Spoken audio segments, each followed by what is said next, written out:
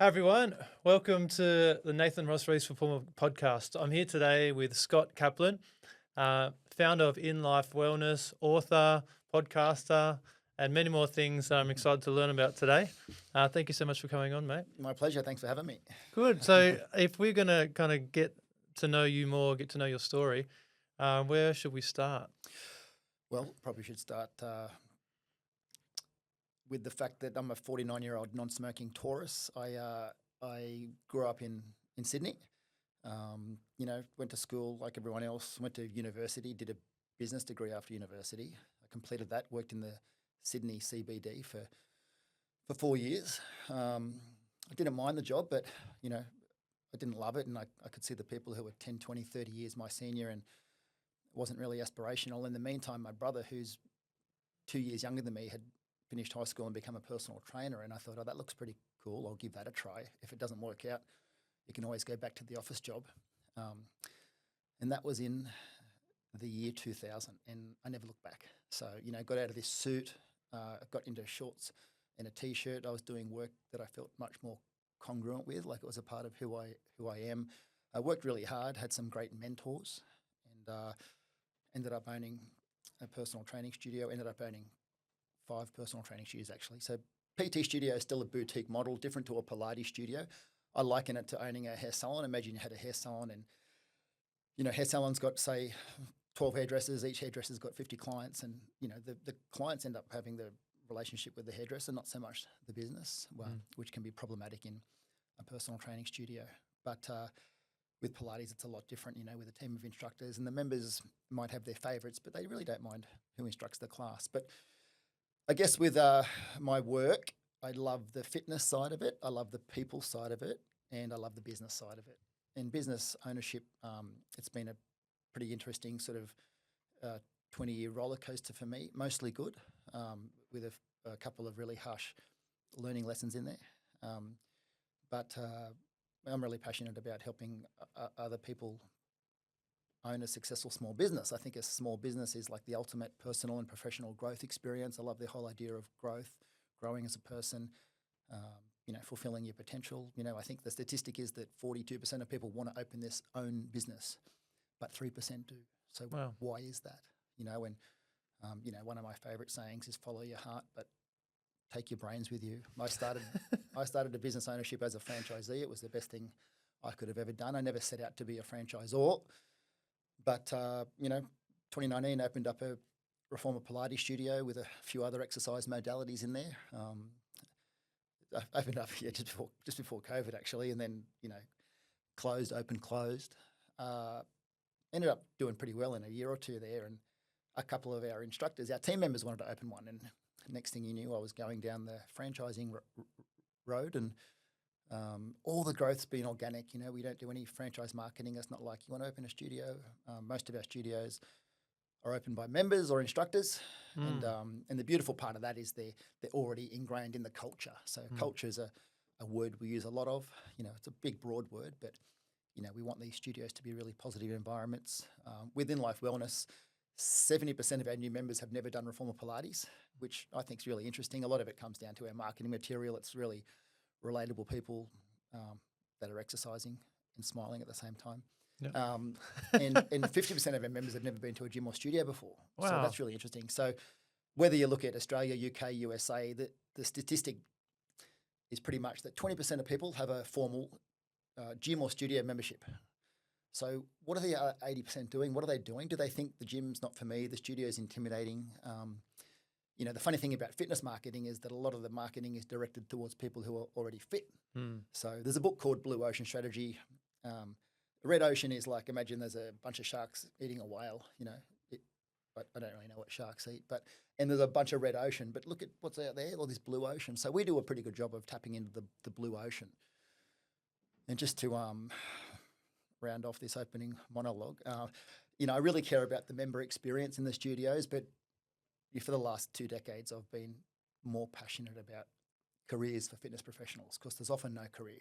If you're a personal trainer in a gym, where do you go? If you're down the beach as a personal trainer with a kettlebell, like where do you go? If you're a yoga teacher, like can you open up your own studio? Maybe, yeah. Same with Pilates, but And with Pilates too, like a lot of instructors can open up their own studio and they might open up another one. We call those ones and twosies. And but after that, you can get stuck with systems and scaling. And that's where systems come into play, which is a boring word, but systems make good people great. Probably the gold standard of systems is McDonald's, where you've got this 15-year-old making a perfectly consistent hamburger, at any McDonald's in the world. So, and consistency brings a lot of familiarity and comfort to the consumer in the end. Yep. That's enough about me. Let's hear from you. What do you think of me? Sorry, that's a joke. Well, I think it's awesome. I'd like to give everyone a bit of an indication of the scale that you're at now, okay? Because you're long past 1 or 2 studios now. You've expanded into the US. How many studios in Australia do you have already? There's 47 now in Australia, and 7 in the US, and so that makes 55. And there's about 9 more that'll be open within the next 6 months. Yep. So we should be around 60 locations. Yep. That's incredible. Well done. Fun. Yeah.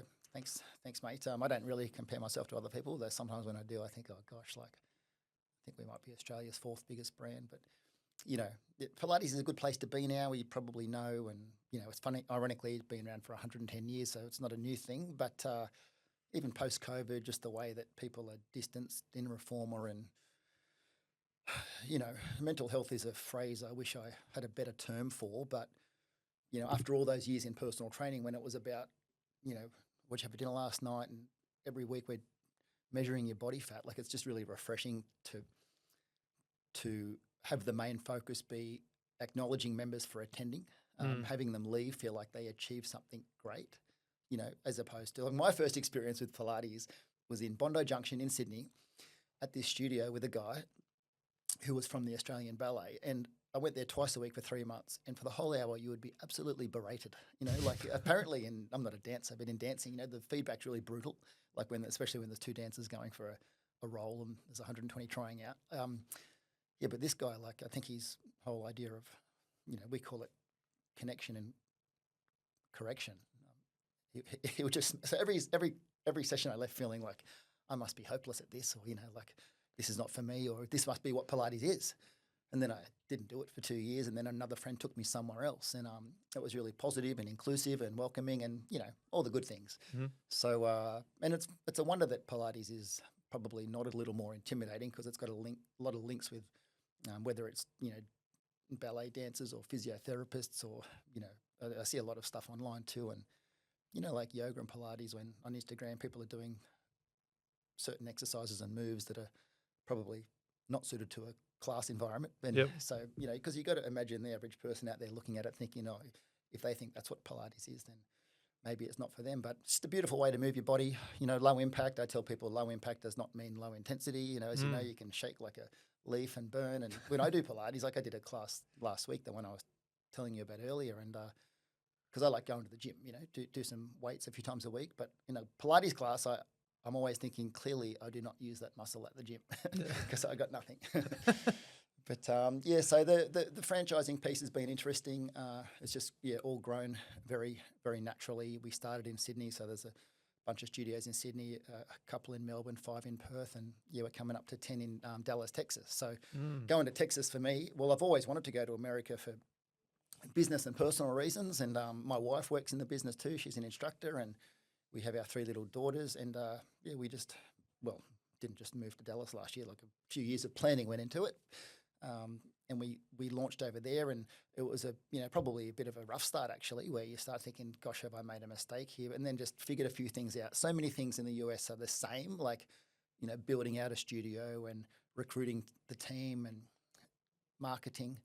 A couple of things were different, like especially around the sales piece. It was a little harder to convert people to a membership after a trial, but we just had to figure out a way to do that with, you got to make people feel like they're getting a deal or an offer without giving a long-term discount. Mm-hmm. And, some people talk about competition, and, back in the 90s and the noughties, it was about the big box gyms, like your Fitness First, and then it went to the budgets like Snap, Jets, Anytime Plus, and now it's about the boutiques. And people say, oh, there's a lot of gyms and studios out there, and maybe there is, but they're all just smaller. But they all seem to be doing all right. And but I always ask myself, what have you got to do as a business owner to get someone to try your service or to get them to choose your studio over someone else's? And that's another conversation. But there's a whole bunch of things that go into that. So we've got really, really rock solid, proven marketing and sales systems. And that's just one element of, I've got this thing called the Studio Success Formula. It's got like 12 criteria that make a successful studio. And we're now at that point where I'm not even sure I'm answering the question that you asked. No, that's more than over and above. I think it's a fantastic time to get into the American market. I think it's really picking up over there, and you've got a lot of dynamic reformer options, so it's becoming standard. You've got a lot of megaformer that teaches in a similar style, so it's not unfamiliar to people. So, do you find that you kind of bring your brand in America? Does it have like a bit of an Australian touch to it, or is it kind of just assimilated more into America? It's a good point. Like, I've got a friend, his name's Luke. He's got about 10 studios over there, LA and Texas, and they're called Training Mate. And it's more of like a, hit F40 sort of formula. Anyway, he really plays on the Australian theme. Like, he's a sort of a big, loud guy. He played for the Wallabies. In the reception, there's like a 8-foot kangaroo and all that. But ours is much more understated with the studio interior design. I think a lot of studios and gyms they're black. They're black rubber. They're black walls, and the staff are wearing black uniforms. Like, I kind of do respect all businesses, and I hope everyone does great. I've got a business coach, like a brand advisor, and we went to a gym once. It was in Sydney, and she said, look at the gym floor, and as soon as the black rubber starts, no women go there. Really? Does that make sense? Like, wow. I mean, some do, of course, but it's kind of like, anyway, long story short, like I think a lot of studios are clinical. They're black and white, or they're polished concrete, but we do like a carpet tile. The walls are a cream color. I'm trying to get back to your USA thing. The paint color for the wall is sand, and there's another color that's like a turquoise. It's called ocean. On the walls, we just have, it's going to sound really stereotypical, but just pictures of Bondi Beach and Byron Bay and the New South Wales South Coast. So it's just a little nod to Australia.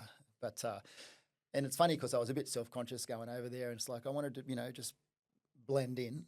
But the Americans say, no, don't blend in. Like, just do all the Australian things, like silly stuff, like, we call it a timetable here. They call it a schedule, so I feel like I start saying schedule. But then there's all the other weird things too. When I say people, wipe your machine down, put the wipe in the bin, and they go, the what? Oh, you mean the trash can. And even my 11-year-old daughter was at school, and she asked for a rubber. So that didn't go down well, but she meant eraser. But there's a lot of those little things. Like I'd say I'm teaching a class and I'm like, face the car park, and they're like, what's a car park? And I'm like, the parking lot. So, but we just had a bit of fun with all that stuff, and I would teach classes with my American voice because I think I was just embarrassing myself though. There's always the words with an A in it, like water or carbs, because they're all calves, water. Yeah. So, it's just funny, but a good experience, like just really cool. I mean, the people were lovely over there. They still are, I'm sure. Yep. Like this whole Southern thing, like hospitality and the charm, and they're welcoming and, respectful. It's really cool. So, really happy with that decision. And one of our Australian studios is owned by a couple, and they come over with us, and they're still there. And they're going to be there for the long term, just running the show over there. So it's a good feeling for me, and it's hopefully a good opportunity for them. Awesome. Amazing. Awesome. Yeah. The journey you've had, so you started off with your own personal training business. Yeah, I didn't start off with a business. I started off working for a personal training company. Yep. And I could elaborate, but and then I, sort of was a personal trainer, and then became a personal training studio manager, and then, a personal training studio owner. Yep. In a franchise company. Yep. So that kind of trajectory, that's kind of what you're helping people with at the moment, kind of like making that transition from being at the front of the business, running the classes, to kind of getting behind the scenes? Yep, pretty much. There's 3 types of studio owner. sort of call it owner-operator, which is your Pilates instructor that wants to own a studio and they might, still take 10 or 12 classes a week. So that's owner-operator. They do really well because, they've got their finger on the pulse. They know everyone's name. They set a good example to the rest of the team of instructors. Not to suggest the other two categories don't do as well. There's owner-manager. So, imagine a studio member opens a studio, doesn't really want to teach classes, but does the marketing, pays the wages, does all the back end, still has a strong presence with the team mostly, more so than the members. Then there's owner-investor, the kind of person that just wants to open a few and put a manager in place. Mm-hmm. So, I do sort of like helping all categories of people. So I don't really have a preference, actually.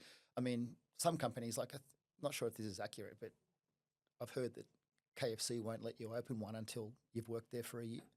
And that solves 95% of issues. Like when we have an instructor who's works in one or more of our studios and opens their own studio, there's a whole lot to learn on the business piece, but culturally it's really smooth as opposed to getting someone brand new. It's not one of the reasons I don't do franchise marketing. I did franchise marketing for a little bit a couple of years ago, and you get a whole bunch of inquiries, and they're very, what we call like poorly qualified. Or just, like there's a saying, not a saying, like a general consensus that one in about 120 inquiries is genuine. So, that just means you've got to sift through a whole bunch of stuff. There's a screening process, and not a bad thing. Just means you need 100,000 inquiries to open 100 studios. Yeah. But, and that's why when people come to me to express interest in opening a studio, they're kind of 3/4 of the way there. Yep. So it's it makes it easy, but it just makes it smooth, and it just follows a natural progression. I think people select themselves if they're already a part of the culture. Then they already know they want to be a part of it. Yep. They do, and the opposite's true. They deselect themselves as well, which is cool. If someone's not fitting or if they don't like what we do, that's okay. Like same as members, I guess. When you open a new studio, and we normally open up with 200 to 300 members, in the first month, like you might get, 10 or 20 members drop off. And it's not amusing, but some people are like, oh, this is not what I expected, or I didn't really know what I was signing up for, and that's fine as well. They get replaced by people who are our kind of member, and then they refer other people who are like them, and it's pretty smooth after that. The kind of member that we attract is like I describe it, it's mostly ladies, mid-30s to late 60s, some a bit younger, some a bit older. But back to that piece, never done reformer, may not have ever been to a gym. Like they're a very good clientele. They're respectful. They can afford it. They're kind of looking for this 3 to 5 year home. Like I'm not looking to just be really transient and chop around all the time. And members don't always need to have a six pack. They just want to move their bodies in a safe and sustainable way. Like my wife says, reformer Pilates is the kind of exercise you can do till the day you die. Yeah. And, not to criticise other forms of exercise, but there's some other exercise modalities that have got a bit of a finite time frame. Yep. I agree. Yeah. I agree because I think it's about the volume and the intensity. A lot of other ones, they kind of have high volume, high intensity. So, the risk of injury is up there, Yeah, I talk in terms of volume, intensity, and frequency. So with Pilates, like, you can do it I was going to say, a lot daily, whatever. It's like you can still walk the next day, for the most part. But, volume to me is how much you get into a session. Intensity is how hard you work. So I'm a big fan of moderate intensity, high volume, high frequency. Just doing something every day. It doesn't have to be Pilates. You could walk, whatever, go to the gym. Some people like running up and down sandhills. Some people have a dog. Some people like swimming up and down laps of the pool, which always looks therapeutic. But I get up and back and I'm pretty gone. Yeah, it's pretty tough swimming. Too much muscle mass is my excuse. You're thinking, yeah. Yeah, so I've been getting into your book, and I've noticed obviously there's a bit of a theme, how you like to start everything with in life wellness, inspired, in love, all that. What is the personal connection you have to that kind of phrasing with in? Probably the biggest one is, when you start a new brand or a new business, you need a logo, right? And a logo is different to a brand. But so I'm sitting in this meeting with a marketing company back in 2019, and they, I'm pretty bad with names. I've got a lot of names, but they're not that good. So I kind of delegate the naming piece. And they said, what do you want this brand to represent. And I made a comment that's kind of like for the previous 15 years, I'd been helping people with their health, but on another note, I'd been coaching and mentoring fitness business owners.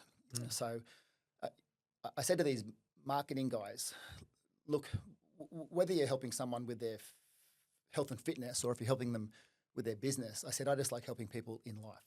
And they said, in life, let's call it that. And I said, done, that'll do. And then we threw wellness on the end because it was a fitness, health, marketing buzzword at the time. Yep. Probably still is. I kind of like the vagueness of wellness. Like it could be, whatever, infrared sauna and cold plunge, or it could be, meditation and breath work, or it could be exercise. It's also very like welcoming, that word. Wellness. Yeah, I think so. I went to a conference recently and the guy didn't like the word, but that's his business, I guess. But the in, we can have a lot of fun with the in. Like I say, that's the book, In Shape, In Love, Inspired. But the logo's got these little brackets around it. Those square brackets, they're supposed to be reformers. Although in America, Solid Core has the same thing, so we couldn't trademark that logo in America. But new studio opening in here. You'd be surprised how many ways you can use the word in, either in the middle of a sentence or at the start of a sentence. There's I used to have a class called Intense, but I didn't want to scare everyone off, so we changed the name of the class. But there's a lot of ins out there, But things are good, and but probably at the stage of the year we're just trying to wind into Christmas. I'm at a funny stage actually where there's the 60 studios, right? So, where do you go from here? And I'm always conscious of setting goals that I call ego goals. Like, people say to me, how many franchise locations do you want? And I'm like, well, I literally feel like I'm not in control of the next person that puts their hand up to maybe open one. I just want all the owners to do well. So, most of our owners own more than one, which is a good sign. However, I have been looking at ways to maybe sort of hit the accelerator a little bit and just see what we can do in 2026.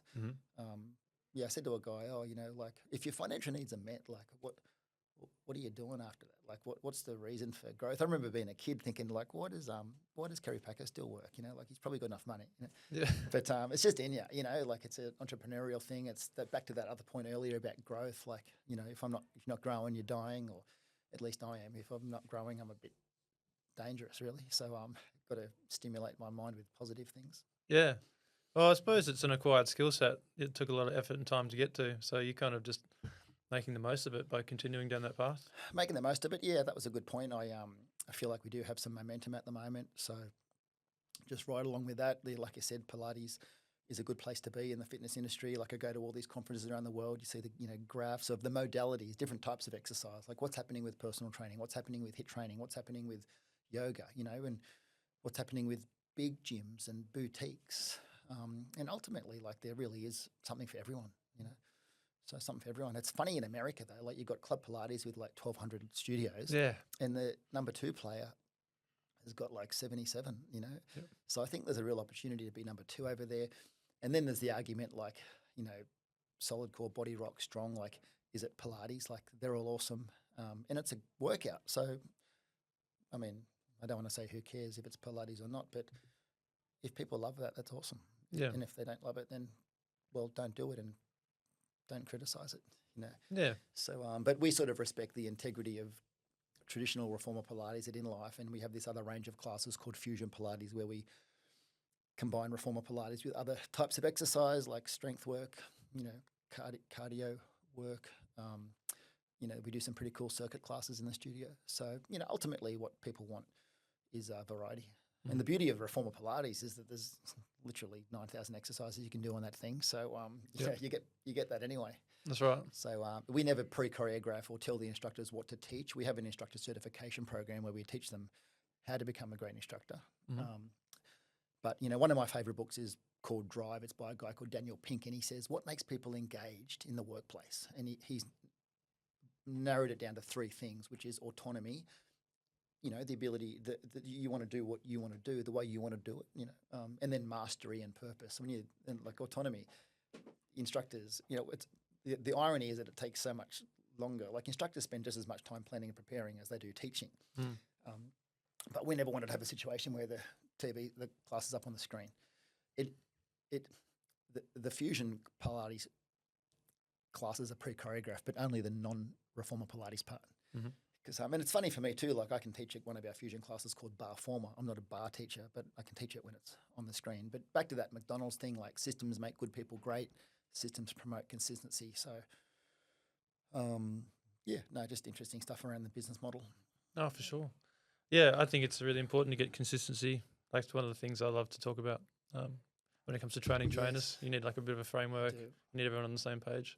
On the same page. That's what I say. Like there's a framework, but within that framework, there's some flexibility. And you know what studio members are like. They're going to have their favourites. And I think the best thing we can do for studio members is have a variety of instructors.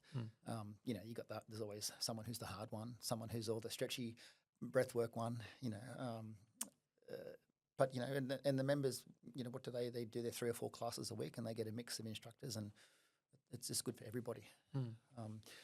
Probably one of the other big, like, I wouldn't call it a secret sauce, but you know, like most studios out there are 4, 5, 6, 700 grand to open. Heard of one down here actually, where it was 500 grand to open, ended up being 750. Like, wow. We're 190. So I just think like you don't have to spend $500,000 to open a studio, and whether you spend 500 grand or 200 grand, we're all probably going to get about the same amount of members, paying about the same amount of money. So I'm really passionate about the return on that investment. Like, how quickly can you get your money back? Not only am I passionate about making a good income, but a studio is like an asset that you can build up and sell. Studios in Australia are probably worth 2 or 3 times what they make in a year. So I've done pretty well starting and building up and selling studios over the years. It's easy to sell a really good studio. It's also easy to sell a really bad one. Just very cheap. Yep. So if someone wants to come and buy a bad one, not inLIFE, by the way, just any business. Some people have a strategy in business that they'd rather buy businesses than start one, but I like starting them because you get to establish that culture from the beginning. Yep.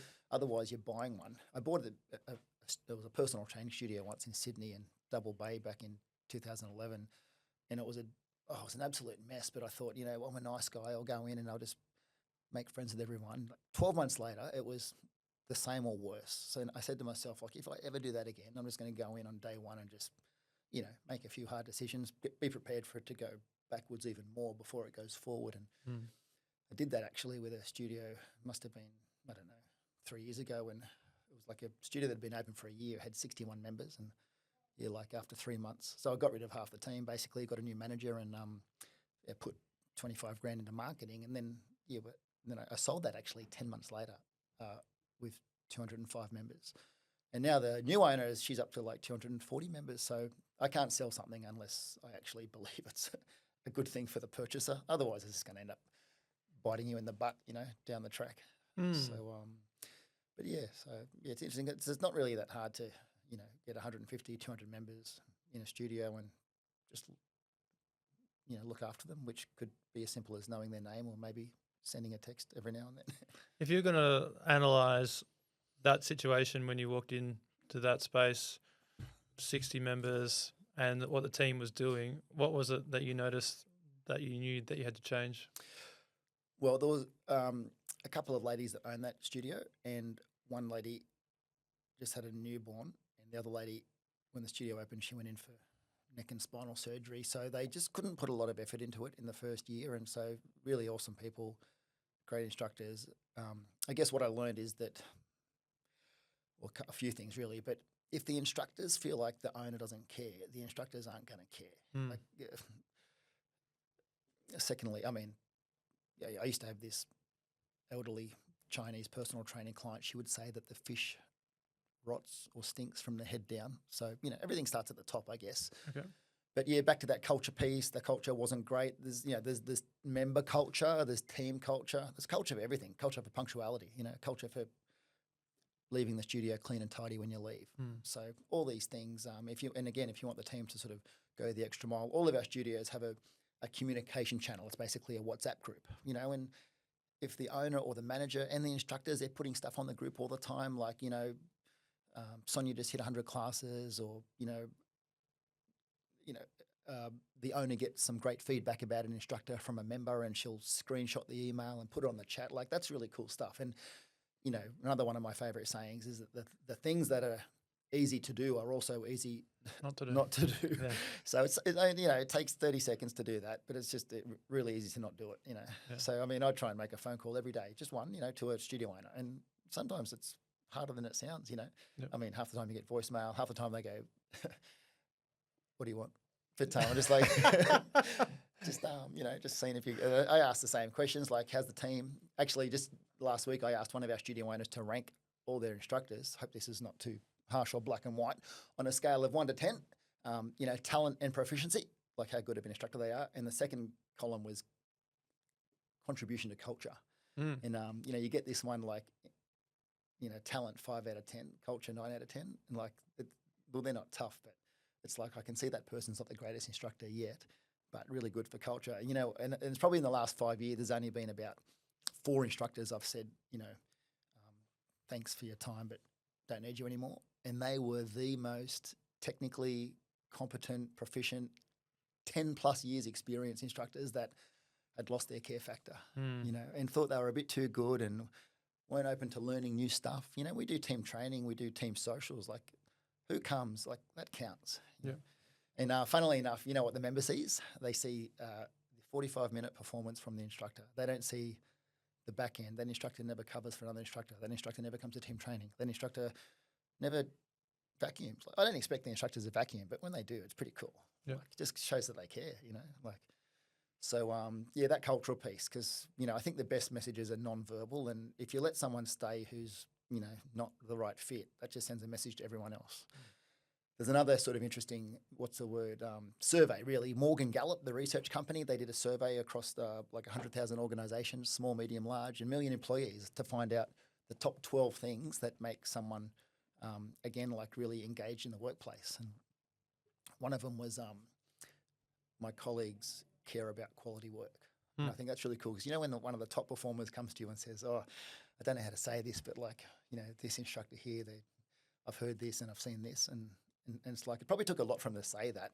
But you know what, if I let that bad person stay, this good person is either going to drop their performance or leave. So with those ones, you've got to coach them up or coach them out. Yep.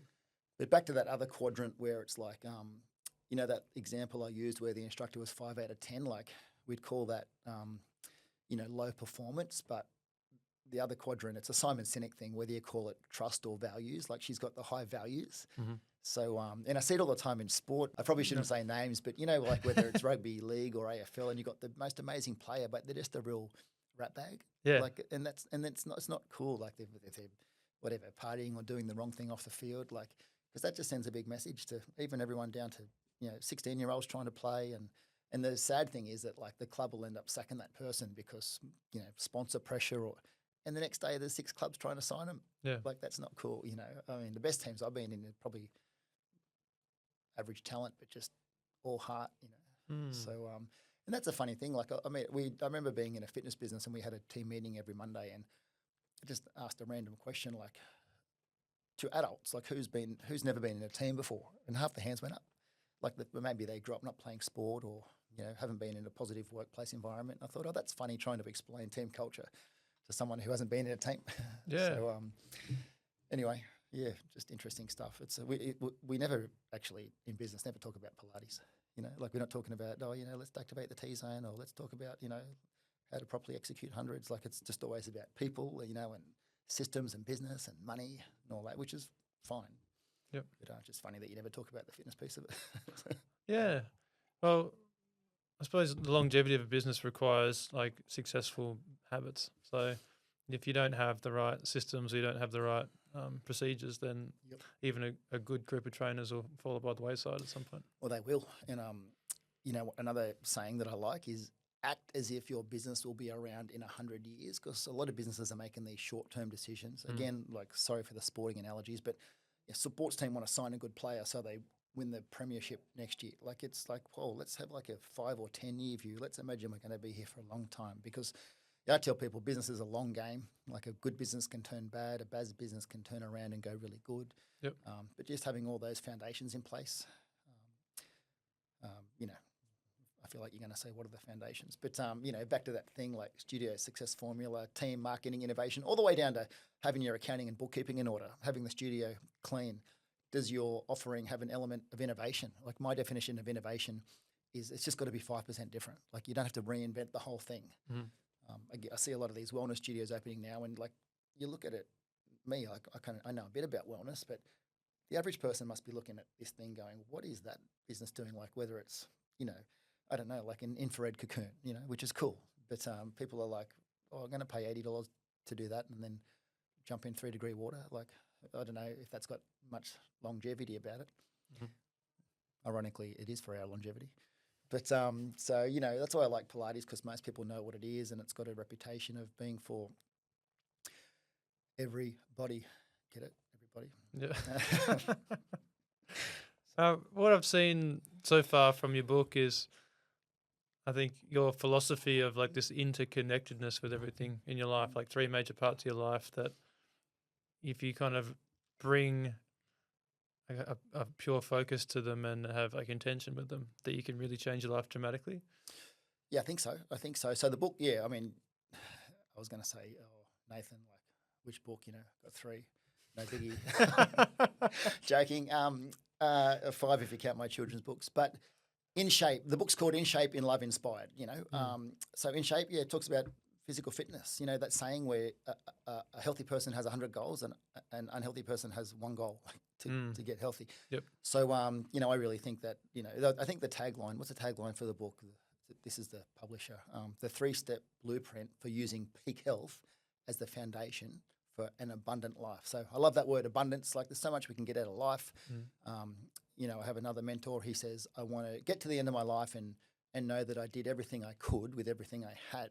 And, some people, whatever, if someone wants a cruisy life, like my dad, for example, that's cool. That's their business. But I just think life is so rich and there's so many things you can do, whether it's, I don't know, travel, food and, family, relationships, business. Like there's so many cool things we can do. And a lot of people don't know where to start. But I've also got this other kind of spiritual belief that all the help we need, it's available. Yep. Not only that, people want to give it. Yep. Like I called a guy the other day, super busy guy. I'm like, oh gosh, and I know you're busy, but can I ask you a few questions? He goes, can you come tomorrow at 12? I'm like, how cool is that? Like, I mean, one of the themes of my life is support because I've had so much. And so I just want to give it, Mm-hmm. Goes around like that. But yeah, the book In Shape, in Love, it doesn't mean like having a relationship with your intimate partner. It means loving the life you live and loving yourself, And the third part of the book is Inspired, which is, just living a cool life and, finding out what's important to you, what do you want to do, and just making it happen. So, ultimately we're all not going to be here in 50 years anyway. So why not just have a go? Let's have a go. I paid this bloke 10 grand to come up with like your blueprint as a leader. And one of my things was like, have a go and be playful. Just because humor is a massive coping mechanism for me because things get stressful. You're either going to laugh or cry. So laughing's better. Yeah. Well, everything has its own time and place, doesn't it? Mate, But laughing's good. Yeah, not at funerals. Yeah. But who knows? But so that's that. What else? Anything? You're going to prompt me for something? I'm trying to think of some cool instructor stories or business ownership stories. No, like obviously to write that book, you would have had a lot of experience in coaching people and seeing their transformation. So how many people do you think you've coached now? When you say coach, do you mean like, well, when I was a personal trainer, I think I added it up and I like literally did 30,000 hours of one-on-one face-to-face training, which sounds like a lot. It's not just a magic number. Like I worked for a company where weekly you had to do 40 hours and that was face-to-face. And 40 hours of face-to-face takes like 60 hours because there's always a gap in the day. Plus, we in that company also had 30-minute personal training sessions because, what's the benefit of personal training? Like aside from the exercise, it's like education, accountability, all these things that you can get. Therapy. Whether you do 30 minutes or 60 minutes, all these different hats you still got to wear as a Pilates instructor, like disciplinarian, friend, like, nutritionist, exercise prescriber, like all these things, all these lines that get really blurred too. But, In Shape, in Love, Inspired. What was the last thing that you brought up? Yeah, so your experience with coaching people. Yeah, and that is a lot too, like just I mean, even like now, how do you say it? Like just knowing what people want in a workout, knowing that, you know, how it is in Pilates class. Some people say they don't want to work hard, but secretly they do. And other people say they want to work hard and secretly they don't. And other, you know, some people just because they're really strong, like I'll go over to them with the bigger weights and they'll just say, oh, no, thanks, not today. That's cool. Like I tell people I'm there to give them the workout they want, whether that's go hard, go easy, just be happy when it's over. That's cool as well. You know, you're not always just jumping out of bed saying, rah, let's do it today. But yeah, like personal training was really like a front row seat to a lot of things, especially like billionaires on their fifth marriage or third heart attack, you know. So like there's a thing called the wheel of life where you've got all these important areas of life, where relationships, money, like fun and social life, spirituality, and like on a scale of 1 to 10, how do you rate all them? And the idea is to have most of them at a pretty high score in a nice round wheel, where some people have got a really wonky wheel because, you know, they make lots of money, but they're not happy. Like that's, you know, again, like what's the point really? But money's great. I've been rich and I've been poor, and having money's better. Yeah. So, but yeah, so there's the coaching piece. And personal training ends up being just, it's almost like having a conversation and just having a workout at the same time. It's a lot less draining because I'm naturally, believe it or not, pretty introverted. If I take 2 Pilates classes, I've got to literally lay down and not talk to anyone for 3 hours. Whereas personal training, you can just do it back to back all day because it's not, you're not doing we've got a thing called the 4 Ps, you know, like preparation, planning. One of them's performing. It doesn't mean you've got to be a show pony, but when you go into that studio, the mood is dictated by the instructor. That's right. Whether it's the music, could be a incense and a candle. It could just be saying hello to everyone by name, catching them before they come into the class, and then your playlist and the volume, you know, like all sorts of things. Like, you know, we turn it up in a peak and turn it down when you're explaining something. Yeah. Not too much because members get upset too when you change the volume too much. But yeah, you got to perform as an instructor, you know, whether you like it or not. You got a sore throat. It's 5 a.m. Just the show must go on. That's right. So that's right. Yeah, we say, you know, instructor takes personal trainer, like you'd take 60 sessions a week, but most of those clients get 1. So everyone's got to be 10 out of 10. And plus personal training is a lot of pressure because everyone's paying $100, $150 a session. So that's right. Like, and they're same as a studio member. They're assessing value, whether it's conscious or subconscious, every visit. Like, was that worth it? Is this worth it? Studio member pays $60 a week and doesn't go 1 week. Do they start to tip into cancellation mode? How do we save that? You know, just all those little things. So funnily enough, inLIFE Wellness is the first business I owned. I think I've owned about 24 gyms and studios. It's the first one where we've had no contracts, and our member retention is better than anything I've ever seen and just about double the industry average. When you say no contracts, what do you mean? I'm just saying, like, if a person signs up for a membership in Australia, it's a weekly membership. Yep. And they just pay the money every week. Okay. If they want to put so it no on hold, lock-in period. No lock-in period. In Okay. America, it's a monthly membership. Yep. Same thing, really. In America, there's a cancellation notice period, 30 days, but in Australia, there's not even a cancellation notice period. So I think on the website somewhere it says, we empower you to make a decision. But you know what? I say to people, like, the right way, you know, if you don't want to be here, like, that's cool, you know, like, don't be here. 30% of our cancelled members return. It could take 6, 12, 18 months, but if they leave on good terms or, you know, without throwing hand grenades, like, they'll probably come back. It's a bit like, I don't know, I was going to say, like, I dated my wife for 3 years and I thought, gosh, got to get engaged here. I've got cold feet, and pulled the pin. 3 months later, I realised what else is out there wasn't that good. So we got back together, and that was 20 years ago. So I like it when a member tries another studio and they come back. It's like, boom, there you go. You tried the cancellation period. There was no notice on that one. But yeah, the cancellation. I just wanted to put it on pause. Suspension. I'm talking about, like, my relationship. Yeah. Anyway, you don't have to edit this out. Well, that's worked out all right, though. So No, yeah, it's worked out good. Yeah. Oh, that's another story. Yeah, but no. Yeah, sorry, you've thrown me there. But let's get this back on track. yeah. So 30,000 hours of one-on-one interactions. One-on-one interactions. Yep, and on top of that, I think I'm about 9,000 classes. Okay. So that's including indoor cycling and, you know, like boxing classes. But you get to, sometimes I say, like, I'm not the world's greatest Pilates instructor, but I know what makes a good class. Yep. You know, I'm really good at, you know, Sally, how's your left knee? You know, Jane, how was Billy's first Holy Communion on the weekend? And, Yep. you know, like knowing who wants to go hard, who wants to go easy, knowing that this exercise is this lady's favourite and this lady hates this one. But just talking them through it, you know, I can bring a lot of energy to a class. My teaching style is very, it's strong and simple, you know. Yeah. So simple means it's easy to understand. It doesn't mean it's easy to do. It just means it's not too complex, Yep. Like kettlebells, there's about 50 things you can do with a kettlebell. About 3 of those things are good. Yeah. And same with sometimes I see, Yes. Pilates teachers doing something they saw on social media, and I'm like, what's the purpose behind it? But again, like all instructors are different, and I tell instructors to teach what they are most passionate about or confident in, or just what they believe in. Because, sometimes I try a new sequence and I just say to the class, yeah, that didn't work. And they'll just have a laugh and move on. People sometimes like Mike. I say to someone, "I'll come to my class on Saturday. Remember the class you came to in 2020? It's probably going to be the same class." Yeah. No, just joking. I take a lot of our fusion classes because I've only got to take half a reformer class, and plus they're fun, and that's my strengths anyway. Yeah.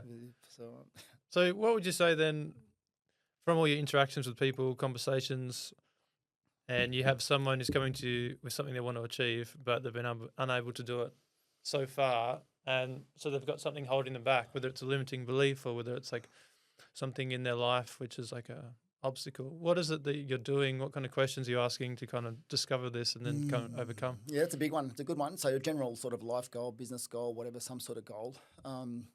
The first place my head went is like, who are the people around this person? What kind of influences do they have? You heard that saying that you're the average of the 5 people you spend the most time with. So, hang out with business owners, you probably have business. Hang out with overweight people, probably overweight. I've got friends who love going to the pub every afternoon, and they all drink a lot, and they've got beer bellies. But I would probably so I've got a mentor, and this same thing happened to me last week. I wasn't really stuck, but she gave me a whole bunch of things to think about and said, think about all this stuff in a quiet place, and don't, when you write your answers to things like what you want out of life, sounds obvious, but don't worry about what anyone else thinks, because, when you tell someone you're going to do something, especially family, like they can be not so supportive initially. Yeah.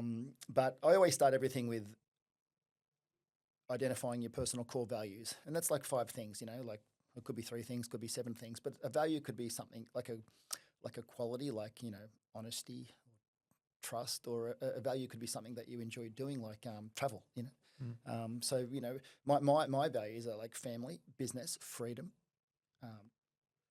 travel, and gratitude. So going to Dallas, like, then I can make that decision looking through the lens of my values. Okay, family, cool. I'm going to be with my family. Travel, yep. And not only going to Dallas, but went to 15 US states over the last 18 months. Business, for sure. So ticking all these goals just by doing this one thing, because sometimes you achieve a goal in life and you go, oh, I thought I'd feel different. And as it turns out, the goal wasn't linked to your values. Wow. So if someone can be honest with themselves about their values, and some people are honest. Like, I've got a friend in the fitness industry, works like 80 hours a week, and he says my goal is my family, but he never sees them. My only disclaimer to that is like, yeah, my dad worked for 45 years in jobs that he hated, but his value was family, and because, he used the money to support and raise a family. But I think some people aren't always, honest with themselves about their values, and they say things like what you're supposed to say, like the family piece and all that. But yeah, like, I'd ask that person, what there's a thing you can do where you start with what you don't want. I don't want to feel like I'm stuck. I don't want to be in this relationship that's a 4 out of 10. I don't want to dread going to work on Monday. Cool. And then the next column is what you do want. And it's basically just reversing all that. Like, I want to love my work. I want it to be a part of who I am. I want to be inspired in my relationship, and, we're 2 complete people coming together as a whole, not 2 half people trying to make a whole. And then the third thing you do is you make it into a story written in the present tense. And I read that my one, like, just about every day, where it's like I wake up in the morning, I get emotional because this is how my life is now. I get a coffee and do a beach walk and jump in the ocean. Like, I've always wanted to do that. And then I hit the computer for a couple of hours, nice and fresh, take the kids to school. My marriage is 11 out of 10, and it's been like that for a long time. I'm not here to give relationship advice. I've made all the mistakes that a person can make. That's the only reason I know a few things, because they come out the other end, fortunately. So, I just do believe, I remember talking to my dad once, actually. It was when I told him that I was going to leave the corporate world, because after that, you've done 4 years of uni and 4 years of corporate world. It's like, am I throwing away 8 years? And I said, oh, Dad, I'm thinking about going to the fitness industry. And there was just like this 10-second silence, and he just looked up at the sky and said, do what makes you happy. Like, he meant it. And my he's pretty supportive, so I wasn't really too worried. But I just think you need the support around you. And sometimes I've cut people from my life just because I don't think they even know really, but they're just negative. Some people, like, their first inclination is to be negative. And sometimes I stop when I take a class. I don't take too many classes these days, but when I take the 5:30 a.m. classes, I used to like doing that because you bang out a few classes and it's not even 8 o'clock and you're done. If I like you and it's 5:15 a.m., I will say, "How are you?" If I don't really want to hear your answer, I will say, "Good morning." And sometimes I say, "Good morning," and someone says, "I'm so tired." I'm like, "Fuck, I didn't even ask you. Like, I didn't ask you intentionally." Because, energy vampires, like, don't bring me down. I want to be like Teflon. So some people, their first thing is to be negative. And then, the classic is social media comments. When you scroll, sometimes they're funny, but it's like, oh, gosh, look at the comments. Why would you go out of your way to make someone feel bad? And then I look at the post, I think, well, why would they do that post? You're asking for it. Yeah. But it's a funny world we live in. Yeah. What you're saying is you use your values to pre-qualify future choices to make sure it lines up. Exactly. Yep. And if the choice doesn't align with the values, then you don't go there. That's pretty cool. So there's another saying. It's like, if it's not a hell yes, like, it's a no. Yeah. It can't be like, okay, maybe I'll give it a try. There's none of that. Yep. So life is short. That mentor I had last week, she says, like, she breaks her life up into thirds, like 0 to 25, 25 to 50, and 50 to 75. I plan on going past 75, but it's weird to think that I'm entering that third stage. And decisions do come a little different. Like, I've always been a little bit, what's the word? Not worried about risk. But then you get a bit older and you start to think, you've got family and you can't just, like, get all your money and then borrow another $1 million and then throw it into something that may or may not work. So just trying to make good decisions. I feel like I'm talking to a teenager all the time. I talk to myself, make good decisions. Make good decisions. Well, if you're still in touch with, like, that enthusiasm, that's probably not a bad thing, though. Yeah, no, not a bad thing. But I think a lot of people want to do stuff in life, and maybe for one reason or another they don't. Like, I think it's I don't know, unfortunate. Like, sometimes you just need one person in your life, like, whether it's a cheerleader or someone to say, "I believe in you." I've got some stories about that as well. But just like one person. Some people have never had that, which for one reason or another, whether family environment growing up or a couple of bad relationship decisions, and then next thing you know, you're 40. That can happen. Yeah. I'm 37 now, and it seems like bizarre. It's bizarre. Yeah, it's bizarre. I mean, I don't go anymore, but when your 30-year high school reunion starts coming up, the funny thing is, like, you remember high school like it was just yesterday. But that's interesting. But whatever. I like getting older. I feel a bit more comfy with who I am and don't mind so much what other people think, and you get a bit wiser. Well, I think you're going to also have the compounding effect of every decision you made. So if you're, like, doing these extra exercises, figuring out what you want to do and making better decisions, like, as you get older, it just gets better. It really should, shouldn't it? It really does, yep. Yeah. But, like, school's not really designed to help you go out and really attack life. It's, at school, it's like we do the studio, what's the word?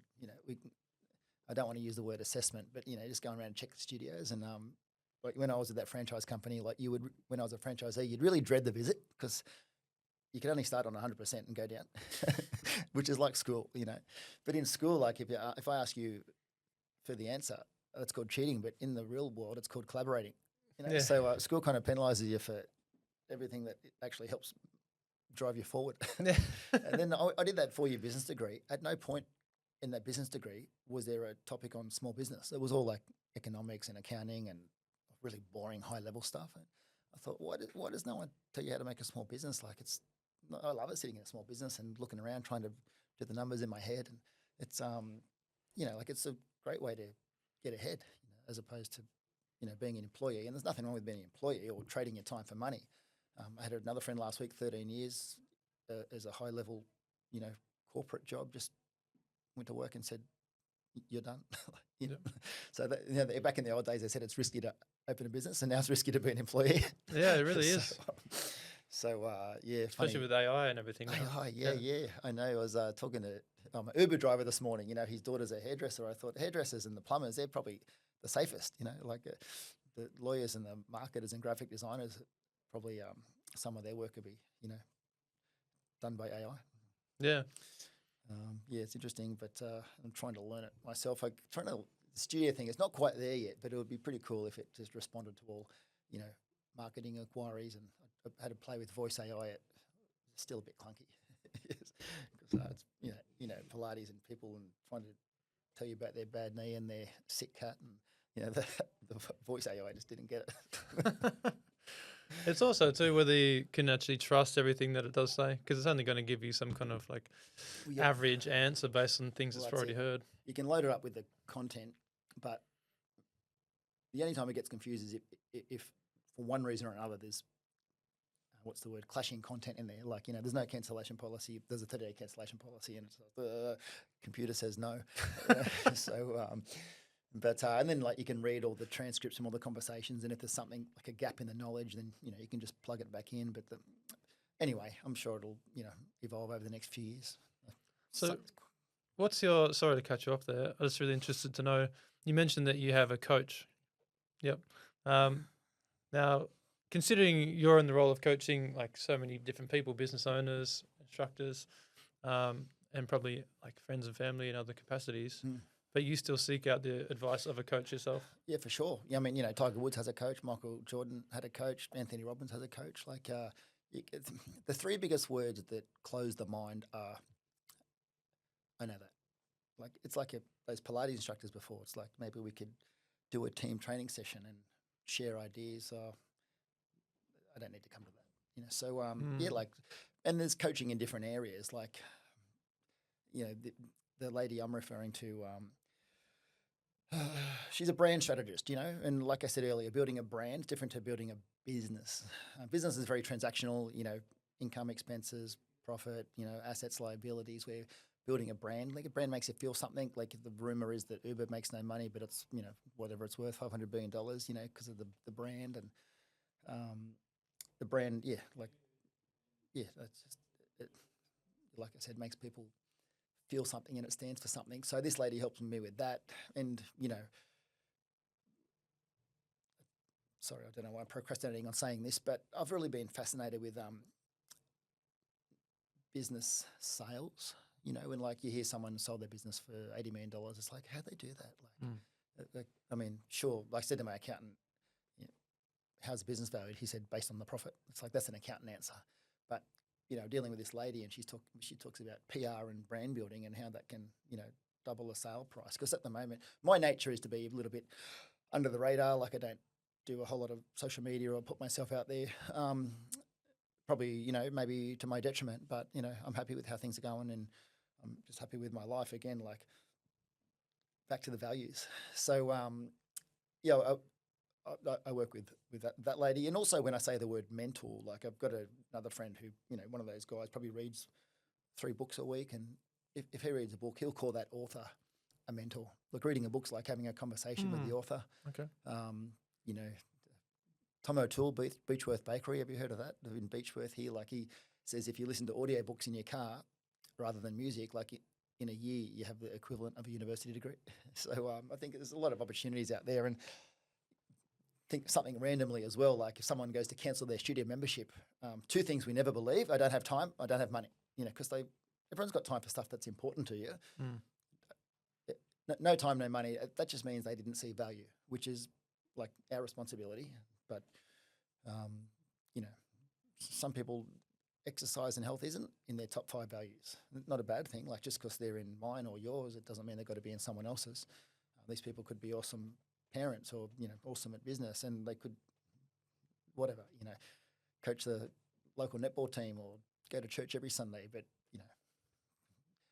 with the studios, like, sorry, I'm going off on tangents now, but I was going to say, where there's income, there's usually education. Where there's education, there's usually the likelihood of looking after your health. in saying that, like back at my corporate job was at the head office of one of Australia's largest supermarket chains back in the mid-90s. And they used to categorize all the stores around the country as either an A or B or C store. And like an A store might be in like the nice suburb and it's a big, nice store. And then like a C store might be just a smaller store in maybe a regional area. But at inLIFE Wellness, we do really well in just what I call the B demographic. Like it's not the glamour suburbs. I think everyone's got the same idea. Let's open in, I was going to try and use my limited Melbourne geography knowledge here, but like all the nice suburbs, like they've probably got enough Pilates studios. We've got this studio in Clyde. It's excuse me, it's got like over 300 members and it just absolutely pumps. So it's not all about where the money is. I'd rather go where the population is, population density, because everyone's got some money. Like and as a matter of fact, even in Sydney, like the areas with the highest disposable income are west. Like they're not all the nice areas. Yep. So it makes you wonder what those people are doing, driving nice cars, and who knows what's going on with their. And there's a lot of people out there with plenty of money as well. Honestly, they can be the hardest ones to sell to. Yep. Yeah. So I had a studio once. It was so nice, and everyone got the towel and the water bottle, and it's like the more we gave them, the more they wanted. It's like weird. It's like just don't do that. inLIFE Wellness is very lean. It's low cost to open up, low cost to operate, which maximizes profitability and it mitigates risk and reduces stress. So you just don't want to need 250 members. Yes. To break even. Yep. It's awesome if you get it, but we want to be breaking even on about 130 members, and everything above that's a bit of extra profit. I felt guilty yesterday. It might have been the day before. I called one of our new studio owners, and I was talking about money, and I was saying how happy I am for her that she's killing it. And she said, "I just want to help people in the community," and I felt bad about talking about money, but I'm in this position where a lot of people are putting a fair chunk of money down in the pre-opening studio phase. It's where there's a lot of all the money's going out, nothing's coming in yet, and people are learning new stuff like studio software management systems, and they're learning the business side of it. So I say that like when confusion and stress kick in, like some weird behaviour can emerge. Like some people are like, they get a bit funny, but they're not being bad people. They're just stressed and confused. Yep. But where am I going with that? Yeah, anyway, I didn't say anything to this lady. I'm like, I'm so happy that you're doing really well financially, and she's like, I just want to help people in the community, and I feel like saying if you're not profitable, you're not really helping anyone. That's true. Not for long anyway. Yeah. Yeah. But you have to fill your cup. Anyway, someone's got to talk about the money. Yeah. Well, I think people just generally avoid that topic because maybe some kind of misconceptions or some kind of beliefs they've learned when they were younger, that you shouldn't talk about it or it's bad. But the reality is, to be responsible, you have to be over every area. You can't just neglect things. So if you know how to control that and make it work, then you're really helping everyone much more. Yep. Yeah. No, that's it. What do we say? Helping, not selling. That helps some people sell memberships. Sales is a dirty word for a lot of people. We have some owners and they're like, because before you open a studio, we do a really comprehensive 14-week pre-opening marketing and sales campaign. You sort of get anywhere between 500 and 1,000 inquiries, and our aim is to convert 25% to membership. So 800 inquiries, 20%. That means you're opening with 200 members, and that's really achievable. I think our best is actually set at the moment, but I think our best is 333 opening, but we've got one at the moment that's going to exceed that. But where was I going with that? Yeah, we use sales companies to do the calls. Sales companies with integrity, and they understand what we do, because we've used other ones before that lack integrity. Didn't find that out until after we engaged them. But some other owners, they'll do some of the pre-opening sales themselves, and they're like, I spoke to Beryl on the phone for 45 minutes, we're best friends, she's really great. And I'm like, did she buy membership? I'm like, oh, no, but she's thinking about it. It's like, they say that 85% of the reason someone buys something is because they like you, and 80% of sales are not made because no one asks. You just got to ask. Yep. So and then after you ask, then you got to be quiet, because the next person that talks, well, silent close. Silent close. Yeah. Yeah. Yeah. Well, it's a different skill set completely, sales than instructing. But if you could have both of them together, it's amazing. That's it. Yeah, for sure. What are you working on at the moment? What's in the next 6 months got in store for you? So for me, probably looking to do some more trips, more workshop tours. Yep. Probably back to the US and New Zealand. So do you market those through your social media and get a good response? Yeah. So my goal ages ago when was it? Probably 2018. Back in 2018, that's when I first started on Instagram. That you just downloaded the app for the first time, so I didn't know anything about it. And then I got some support. I got like a personal coach telling me how to kind of engage more and help me with paid promotions, follow strategies, and we took it from basically zero to about 40. It's about 46,000 now. Yeah, right. But that time frame that it grew in was about 2.5 years. Yeah, right. And then my goal was to try and build as much of a personal connection with everyone as possible by sharing the best ideas, so that there was this kind of level of trust, and that if I was to offer anything in the future, because I didn't have any products at the start, eventually the people would go, well, everything else has worked, so let's get him in, let's do this, let's do that. Yeah. So, and I was happy to see that it actually did work. So Yep. yeah. Well, you know, I know you've done some of our studios, and the feedback's amazing.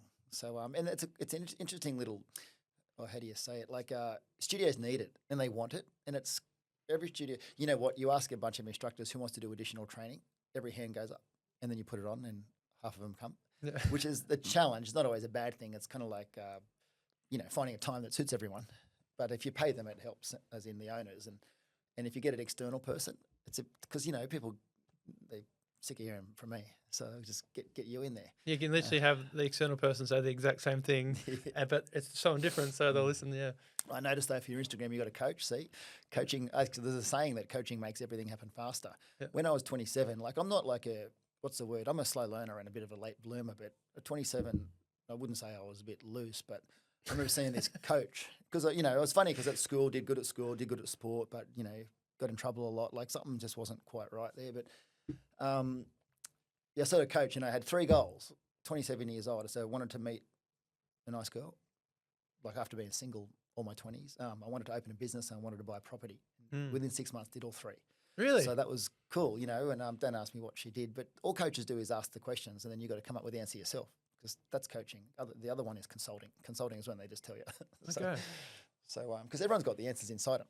You know, you just got to have them drawn out in the right way. So coaching is a skill of asking questions. Yeah. And then it's hard to not ask questions because you just want to talk and show everyone how smart you are. Oh, yeah. Before we kind of finish up, I'm really fascinated to know more about the relationship side of things. You mentioned that you've had experiences in the past and that you've kind of learned things and you've changed. I can only speak from my personal experience. I think there's a lot of areas I can grow in, and that's probably one of them. So what were the things that you said that your relationship is, you'd rate 11 out of 10, which is fantastic. I don't really know anyone that really talks about their own relationship with that such high regard. So what approach have you brought to it? What habits do you have? What is it that makes it that way? Yeah, I'm not trying to big note or brag or anything. It's a credit to my wife, and it's been a 1 and 2. So, but the thing is, it's been 11 since 2015. I remember it clearly because we'd had a rough patch in 2013, 14. We were married then after our second kid was born. So you got 2 kids under 3, and it should be like a really special time in your life. But it's a time when we just drifted apart because she was focused on the kids. Kids don't come with instructions.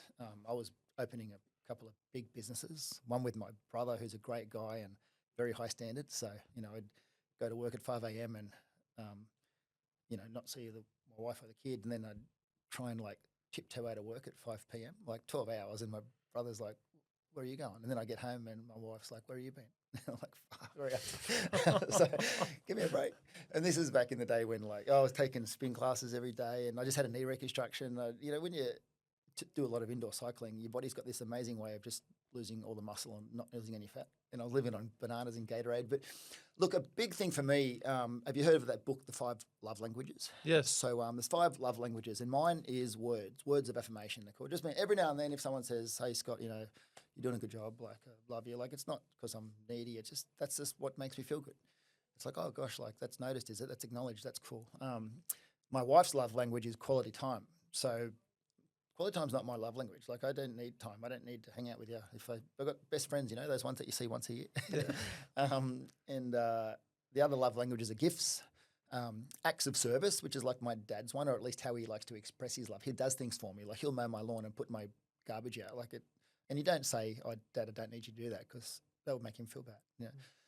What's the other one? Yeah, time, words, gifts, physical touch. Like a lot of guys actually like feel loved if their woman touches them, or the sex thing and all that. But and all these things are good, but most people have got one that stands out. So the thing is, I was when we were having like a travel, I was giving my wife the words, which just falling on deaf ears because she's not a words person, and I wasn't giving it at the time, and she wanted to do time with me, and like I was working so hard. I think I had 5 studios, and you get home and just watch TV together. That's you call it time, but I'll be asleep in 7 minutes. So that's when I discovered the 5 love languages, and that was a real game changer. Probably saved our marriage. I did go through a stage where I'm a bit of a nutter for the answer. I've got to get the answer. Like, even like going to America, I paid 80 grand to this boutique consulting firm and a 2-year program. Like, I did 5 or 7 months, and it's just there's nothing else to talk about. That's why coaching, like, if you can't get all the coaching value in 3 months, the coach is just stringing it out. So, because you can give, and even now I just say, look, let's just catch up and have a chat. Like, no money or anything, because it takes all the pressure off me too. But the understanding like love language. I mean, it's not the only thing, but that was a huge one for me. And I mean, maybe reassessing my work hours, setting goals together. Like, I think, I'm not sure if it's a guy thing, but I was taking a lot of the financial. I've got another mentor. He says a lot of people go through this stage of their life called the beautiful chaos, where you're maybe in your 30s and you're trying to build some wealth, but you're also trying to raise a young family, and you're trying to keep your marriage together and somehow stay on top of your health and fitness. Something gives. It's like juggling balls. Something's going to drop. But I used to probably take all the financial, I call it the burden on, but not share it with my wife, and then not have her be part of the decision making. But now she's much more part of all of our decision making, which makes us feel like a little team, which is pretty cool. Also, then there's the sort of, you get older and the respect you have for someone who raises kids and all that, and just I just want a marriage that's built on like love and trust, but fun and adventure. I think some relationships, and again, not speaking to everyone, but they get in trouble because they get in a bit of a rut. Like, when you get in a rut, people have got needs, right? And the needs are going to get met one way or another. I'm going to meet them with you, or I'm going to meet them somewhere else. Yep. Or somehow else. So just making sure that you know each other's needs and values. Sorry to harp on about that, but it's just really important. I saw a guy the other day, we're talking about goal setting. He goes, people spend more time choosing a car to buy than they spend like mapping out the next 20 years of their life. You know what I mean? Like, why wouldn't you just stop and write things down and just have a good think about what you really want out of life? And for some people, it's not money, and that's cool, Other people it is, but yeah, I think, and then you get to a stage where, I don't know, where you think life gets so rich, and you got your marriage, and not everyone, but I got these kids. Like, I was late to get married. I was late to have my first kid. Like, pretty much, if I do write another book, it's going to be called Slow Learner. Everything just happened way late. Like, I just bought my sort of dream home in the place where I've wanted to live for my whole life, in nearly 50. So by no means an overachiever, but I don't know. I just think I made a lot of mistakes, probably around 40 or just under. So I'm pretty happy with that, because I see I've got a lot of friends now making the same mistakes mid-50s and mid-60s, where it's you got less time to come back from them. Yep. But and also too, like like if your partner might have 90% of what you want and 10% of stuff that you want, but they don't provide, well, you're going to go try and find that 10% somewhere else, but that person's going to be missing a whole bunch of stuff as well. So yeah, it's funny, but the funny thing, the old relationships, like what do half of people get divorced, and the half of people that are together, I wonder what percentage of them are really happy. Yep. But I watched a little guy on a podcast the other day, and he said he was at Disneyland, him and his wife with another couple. They both had young kids, and this other couple, anyway, this guy and his wife said, "Oh, we just want to go for a walk," and he said, "We just want to hold hands." And he said to the other couple, "Can you take our kids on a couple of rides?" And this other couple looked at each other and they said, "We're not going to last," because they don't feel that way. So it's a bit of cliche, but it's got to be your best friend and all that. That helps, I reckon. Yep. I spoke to a friend the other day. He said, if I could travel around the world with with anyone. He said my wife wouldn't be in the top 20. And I thought, well, that's tough. I know. So Wow. that's where it can get to, I guess. But it's not so much that like it takes work, but it's got a bit of conscious effort, like Yeah. I don't know, staying, I don't know, half attractive to your partner or just doing stuff, like booking are so easy to not do these things. Like they come home and there's a gift on the pillow or something cheesy, or just I'm hopeless with secrets, but I'll try and order something online and not say anything until it comes. But I usually tell her in advance. So I buy Christmas presents and I give them to her before Christmas, and then I've got to get more Christmas presents. She's like, don't give it to me before Christmas, but I'm like, why not? Because then I've got to go get some more. Yeah. But I don't know, I'm trying to be a good person. I've probably got my demons as well. So yeah, I just think it's fulfilling. I used to think life's about happiness, and then I sort of changed. I think it's about fulfillment, which is much deeper. You think about some man or woman that's climbing Mount Everest. They're 3/4 of the way up. Are they happy? Well, probably not the right word, but when you get to the top, how fulfilling. But now I think it's taking it a step further. It's just about peace. Because if you're at peace, then, well, there could be bombs going off everywhere, but you're still okay. You might not be where you want to be financially, or your body might not be where you want to be, but if you're at peace, it sort of overrides everything. So, just being comfortable with who you are, because otherwise it's, like we have 7 times more conversation with ourselves than we have with everyone else in our life combined. So that your head's got to be a friendly place as well. Yep. But I've had to do heaps of work on myself, even growing up, like just with, like basically not much money, so you're here, we can't afford it a lot before the age of 10. And then it starts to sink into your psyche. When I opened up my first personal training studio, I was in a nice part of Sydney, and that was my first experience of like 17-year-old girls just rocking up in BMWs with dad's credit card. That was a real shock to me. Like I thought, hey, gosh. And then you meet these guys, and they were not real bright, but they'd grown up in these like wealthy households, and just by osmosis, they're just wealthy. You know what I mean? Like It's hard to, what am I trying to say? Change your DNA. So. But so it's an interesting thing, life, and that's the thing. Like you never really stop learning and growing, and that's what makes it fun, I think. Yep. So now you're in Byron Bay. Mm-hmm. Yep. So that was one of your goals in the past? Yeah, big goal. Yep. Big goal. Byron Bay, live in Byron. Yeah, it's just easy. It's easy to get around back to Sydney, and it's just a really nice lifestyle up there. I'm not famous, but I saw an interview with Bernard Fanning from Powderfinger, and he said that it's a tourist town, and 80% of the people don't know who he is, and the other 20% don't care. Yeah. But if you wear shoes up there, you're probably overdressed. So, but world-class food and coffee, and just all the around, like they call it the hinterland. There's all these cool little places, and just to be near the ocean, and it's pretty special. It's also good too. Like when I went to America, and even in 2022, lived in Bali. And even now being in Byron, when you get your little family unit and you just go away together, like not to drag the kids away from their friends, but it's pretty special when you're just a family unit, become a lot closer. Yep.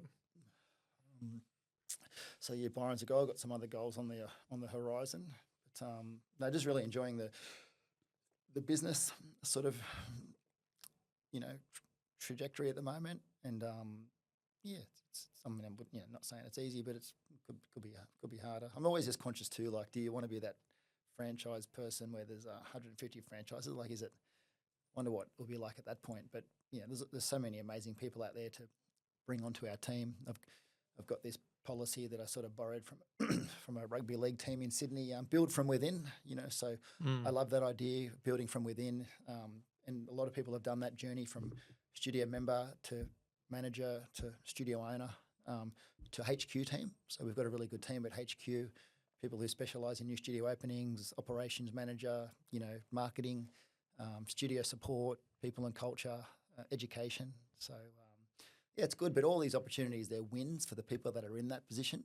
And everyone's got their different strengths and gifts. Like the best salesperson doesn't make the best manager of a sales team, like the best AFL player doesn't make the best coach. Yep. So just having everyone in the right seat on the bus, because you can have the wrong person in the right seat, or the right person in the wrong seat, or you can also have the wrong person in the wrong seat. That doesn't work out so good.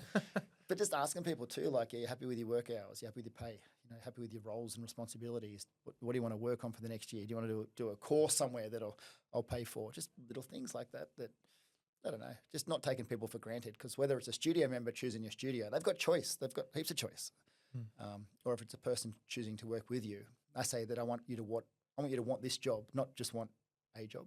Like you got to want this job. And one of my rules for working in the head office team is that you're an absolute weapon. I like you when you get along with everyone else in HQ because, I don't do cliques or conflict. Yep. If there's a fight, sort it out, or one of you going to go. Yep. So I don't think it's ever happened, but that's how I think of it in my head. But, when everyone at head office is really tight, it just makes work fun, and we're trying to create something special, and it's just me. I'm just a regular person with a few other regular people trying to build a world-class brand. Yep. Yeah. Yep. So you said you started off with happiness being the goal, and then it moved to fulfillment, and now it's moved to peace. What were the things which, just quickly before we finish, what were the things which made you see a different level or a different way which seemed more complete? Probably like if you're going along with happiness is the main focus, like happiness is like an in the moment, it can be a fleeting thing. And then after a while you just start, like life has a way of, I say that business has a way of telling you what's wrong.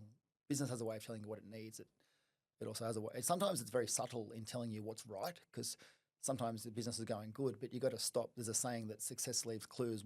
Everything's going great. Like, why is that? I can put it down to maybe low franchise fees, low setup costs, like having a strong culture, because people just put their hand up in a studio. But, if I'm going with happiness as like my main criteria for, having a good life, like there comes a point where there's another saying as well, life gives you a tap. It'll just give you a tap. And if you don't listen to the tap, it'll hit you with a bit of 4x2 or a brick. And if you don't listen to that, you get by the Mack truck. Yeah. So you got to be really aware of the taps. But then just through reading and speaking to people, like fulfillment is, it seems much deeper to me. Like opening a business, like it's not always easy. It's not guaranteed. Like going to America, like I've got this one studio over there that I own. It's so good, so stable, beautiful team, beautiful members. But going over there, it was a nice blend of, I know what I'm doing, but I kind of don't know what I'm doing. And but when it works, it's like, oh my God, this is so fulfilling. And then I guess this is that deeper level again, like always playing with the words as well. Like if you Google like list of values, like 500 words come up, and you can get a pen and circle them, but you can't have 28. You got to just, and then you play the game, which one's more important. But I guess then I thought fulfillment maybe wasn't really like covering the whole thing, and so now I'm just trying to be at peace with myself, because otherwise I'm always trying to grow, and I hate that word grind and hustle. I don't like those words, but if you're never at peace, then you're never going to be at peace. Yeah. And I think that's just the main aim, really. But some people say the monks in the Himalayas, like it's easy for them to be at peace because they just meditate all day. They've got nothing else to do. Like it's different now. We live in the city and there's all stuff going on everywhere. So you got to make a conscious effort to, I don't know, I've got another mentor, a guy called Dr. Fred Gross. He's like 90. He's a life coach, and whether it's government, pharmaceuticals, tax in Australia, education, media, blah, blah. You can say lots of bad things about those things, but he says, it can be a pretty crappy system, but we can still live our dream life. And he's got this thing called dream life design. Like if I said to you, rate your day yesterday on a scale from 1 to 10, and you said like a 7, and I said, what could have made it an 8 or a 9 or a 10? And you might have said, I didn't have a coffee at my favourite cafe. I didn't get to have quality time with my partner. I really wanted to jump in the ocean. So he says these things, you can build them into your day, and that's what makes, he says, the dream life design. Yeah, design your dream life by planning perfect days. And there's things that you do daily, things that you do weekly, things that you do monthly, like date night, whatever, things like date night, like that'd be too much to do that every night, and then there's things that you do maybe twice a year and once a year, and maybe things that you do every 3 years, like buy a new car, all these things. But you can sort of plan. This guy, like he's got his planned out for the next 5 years, but planning in your travel, I say to someone, you got any holidays coming up? And they go, oh, not really. Like I used to have another business coach. I had my first business, and we're having a meeting every Wednesday. We'd meet every Wednesday at like 10 o'clock, and I'm like, oh, geez, I'm busy. Like I'd love a holiday. He goes, by the time you come back to me next Wednesday, have a holiday booked. And I just come back next Wednesday with Hawaii booked. With just my wife and I, as pre-kids. And I thought, why do I need to be accountable to having a life and booking a holiday? But you just do. Sometimes it's okay if someone else gives you permission. but probably beyond that now. I was in my late 20s then. But yeah, just whatever. It's people, studio owners, they go, I want to go away. I want to go a break, but I'm worried about the business. I'm like, the business is not going to break. Businesses are very resilient. The best thing you can do as a business owner is take off for 4 weeks, because then everyone else has to do stuff like fix the internet and buy the toilet paper. Yep. And then you come back and it's just so much easier. Yep. But at the moment, it's always reliant on the owner or the manager, so the best thing you can do is just take off and let people sort it out. So, the business is, business, they say, is like a baby in nappies. It never actually does grow up and walk on its own. I prefer to use the analogy of a business is like a garden. If you don't tend to it, weeds will grow. That's like maybe analogy for poor culture and slipping standards. Mm-hmm. But like a garden, you got your garden. Was that on air? Nathan told me earlier he has a garden at home. If you put 5 minutes a day into it, you're probably going to, go most of the way just to making sure it stays healthy. Yep. So, business is funny. People often want to get to a stage where it's totally passive. It's not totally passive, but it can be 95% passive if that's what somebody wants. But if somebody just wants basically a job where they're the boss, that's cool as well. Yep. There's a couple of good books about all this sort of stuff as well, because you don't want to be like the guy where I take my car to, and he's like probably 70 now, and I think before me, like I take my car there because my dad used to take his car there. This guy's been under the under the engine for 50 years, like that. He owns it, but that's not a business. That's a job. Yeah. And you know what they say about that job? Your boss is a lunatic. Because not only is he fixing cars, he's the technician, but he's got to pay the rent, do the marketing, hire the staff. He's there on Sundays. Like that's where systems come into play and scale and leverage, yep. which is I think pretty cool. A lot of people open their second studio. It's a lot easier than opening the first one because you know what you're doing by then. Yep. But I met a guy in America who owns 100 panel beating franchises, and Wow. there's another guy who owns 85 Club Pilates. So Wow. they're just on a winning formula, and they just rinse and repeat. Yeah. So anyway, hopefully some of that was interesting. Yeah, mate. Just want to say thank you so much for coming in. Really appreciate you sharing your time and experience and story with us. The journey continues, so I'm excited to keep up to date with what you're up to. Yep. And maybe I'd actually like to hire you as my personal coach for a little while. I think that'd be pretty cool. Yeah, well, I'm open to that. That's no problem at all. All right. But no, thanks for today. Good fun. Awesome. Yeah. Thank you. See you. No worries.